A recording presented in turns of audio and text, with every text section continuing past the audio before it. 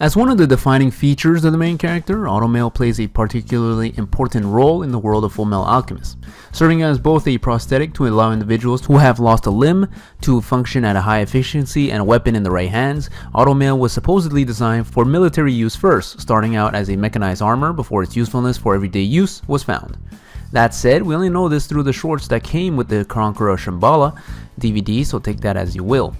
Although usually shown in combat, Automail is for the most part used mainly for prosthetic purposes, as seen in Rush Valley, where Automail enthusiasts gather to both get the best Automail parts and accessories and to show off one another's work.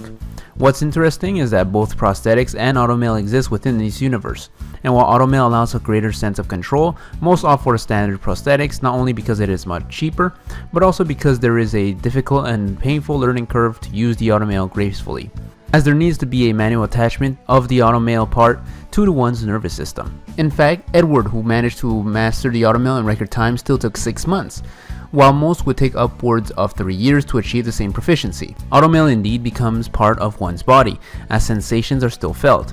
While in extreme temperatures, having Automail would be much like holding metal. If it's cold, it's freezing. If it's hot, it's scalding. Other conditions also affect how comfortable the part is, but how extreme those are has rarely been explored. Apart from that, there are more conditional problems. Automail can be quite expensive to maintain and upkeep, and in fact just a few returning users can be enough for Automail mechanics to survive, such as in the case of the rock bells. Another drawback is that Automail can also hamper someone's natural growth. Granted, this was set in the direct vicinity of Edward by a cranky old man, so how much of that is a well-constructed diss? No idea. Automail comes in all shapes and forms, as they can replace multiple parts of one's body, but for the most part have appeared as either replacement arms or legs. The most extreme example of Automail is a 2003 exclusive in Frank Archer, whose entire right side of his body was destroyed. Whether or not that is canon is up to you. Let's quickly talk about Automail mechanics. As Automail needs that connection between one's nervous system and a piece of intricate machinery, Automail mechanics usually do need some medical knowledge in order to be proficient at their jobs. As such, mechanics need to not only know how the Automail parts interact with one another, but also how those very same parts interact with the human body. Although made from metal, what kind of metal actually plays an important role in how the Automail functions. The most classic example of this is when Edward's untreated arm lost its performative abilities in the cold of Fort Briggs.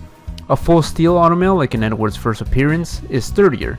When the arm was first destroyed, his second arm was designed by Winry to be more rust resistant by upping the amount of chrome used in its creation, and when he finally struggled in the cold, Winry had to make changes yet again using aluminum and carbon fiber to create a lightweight and cold resistant arm. While I've emphasized that the greater part of Automail users use it for non-combat purposes, that doesn't mean that they can't be used for violence or self-defense. Different accessories and inclusions have been developed that can turn a normal everyday artificial limb into a weapon. Lanfan, for example, demanded that her Automail be designed for combat, and this was obvious from its vicious appearance in comparison to the likes of Edward's. That said, due to Edward's alchemic abilities, he's able to change the appearance of his Automail himself to accommodate different uses, so he probably didn't need any specific designs. Some changes are a little more subtle, like Lanfan's diamond-tipped claws, while others are more imposing, such as Buccaneer's chainsaw arm called Crocodile. Depending on how much you're willing to spend, it seems you can do just about anything, as Panina, the pickpocket in Rush Valley, has one leg hiding a blade, which while dangerous seems plausible, but her other leg contains a miniature cannon, which is downright hilarious. It does seem that Automail also works for other kinds of living beings, as Den, the Rockbell family dog, is also seen with an Automail leg and seems to be quite comfortable with it. It is unclear if such a procedure is more or less difficult. It could be both cost prohibitive and tricky, as no other animal has been seen with Automail parts. In terms of prominent Automail engineers, we have the main female character of the series, Winry Rockbell, who combines medical knowledge with mechanical prowess to be a highly effective engineer. Much of what she knows was imparted to her by her grandmother Banako, nicknamed the Leopardess of Risenbull, and she is infamous across the country. Apart from these two, the other named engineers include Garfield, Dominic, and Patricia, the Briggs engineer. Garfield and Dominic are skilled enough to maintain a living in Rush Valley, whilst Patricia seems to specialize in cold-resistant Automail. On the other hand, there are quite a few prominent Automail users. I'm not going to name all of them, but we'll highlight the most important. First and foremost is our main character, Edward Elric, who has both an Automail arm and leg. Next we have Buccaneer, who has an Automail arm which has an internalized engine to prevent freezing, as well as to power some other neat features including a chainsaw mode. He is also seen later with a more normal looking arm, although with diamond tipped claws, And the last prominent Automail user, and my favorite single piece of Automail, is Lan Fan, who sports a vicious looking arm that combines a long whip with a back blade, perfectly fitting her specific fighting style. And that's all about Automail. There's a few characters exclusive to the 2003 anime that had utilized Automail, but I think I hit all the prominent canon ones.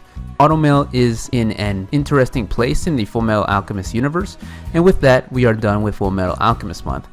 I hope you all enjoyed this month of Fullmetal content, and I appreciate if you show that enjoyment through subscribing, commenting, liking, or any combination of those. Anyway guys, this has been Yuan from Manga4Dummies. I hope to see you all again very soon. Thanks guys.